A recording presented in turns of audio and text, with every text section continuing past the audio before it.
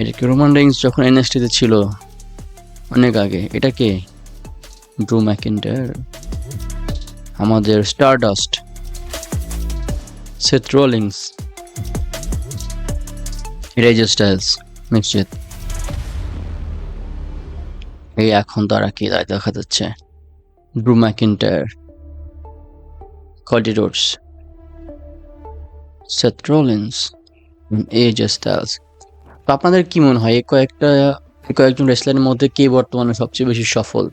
আমার কাছে মনে হয় যে ড্রু ম্যাকিন্টায়ার এতটা বেশি সাকসেসফুল দেখানো হয় নাই, যদিও তার লেভেলটা অনেক উপর চলে গেছে। তিনি আগে যেরকম রেসলার ছিলেন সেই তুলনায় তিনি বর্তমানে অনেক ফ্যান ফেভারিট এবং তিনি অনেক ভালো করতেছেন বর্তমানে, কিন্তু তার অ্যাচিভমেন্টের পাল্লাটা অতটা বেশি না, খুব কমই আছে।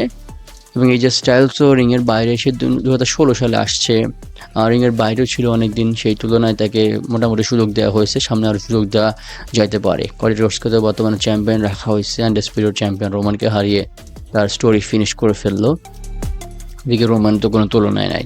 অ্যান্ড সেথ রোলিংসও অবশ্যই বর্তমানে ডাব্লিউডাব্লিউইর অনেক টপ পজিশনে আছে বলা চলে।